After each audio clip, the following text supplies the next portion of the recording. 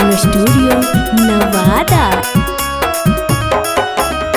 लाली बाली पाउडर में कुछ कुछ खास लागही, लाली बाली पाउडर में कुछ कुछ खास लागही, जब कारा वही फेसवास ताजा कास लागही, जब कारा वही फेसवास ताजा कास लागही। छौड़न खातिर तू ता टाइम पास लागही, छौड़न खातिर तू ता टाइम पास लागही, जब कारा वही फेसवास ताजा कास लागही, जब कारा वही फेसवास ताजा कास लागही, जब कारा वही फेसवास,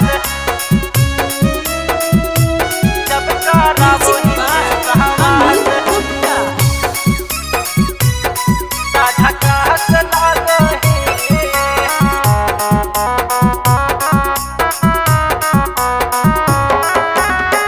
जब से देखलियो तोरा माथा गेलो ही लगे, तोरे पीछे भागे लगलो छौड़ी हमर दिल गे,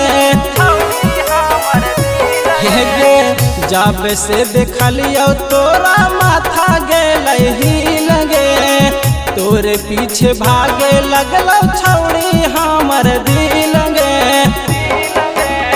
मैट्रिक इंटर छोड़ के बीए पास लागही, मैट्रिक इंटर छोड़ के बीए पास लागही, जब कारा वही फेसवास ताजा कास लागही, जब कारा वही फेसवास ताजा कास लागही,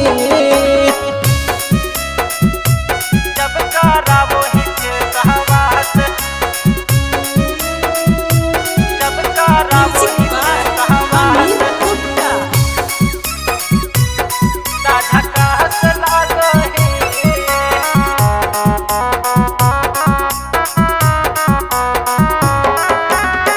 16 बरस के लागो हाकी फूला झरी गे, कौन जिला घर हा कौन पापा के पारी गे, कौन पापा के पारी गे।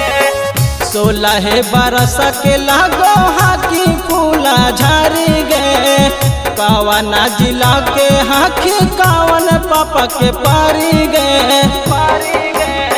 जींस टॉप में बेबी बहुत खास लागही, डांस दिलदार के पीछे पीछे भागही, जब कारा वही फेसवास ताजा कास लागही, जब कारा वही फेसवास ताजा कास लागही, बड़ी बेस लागही गे।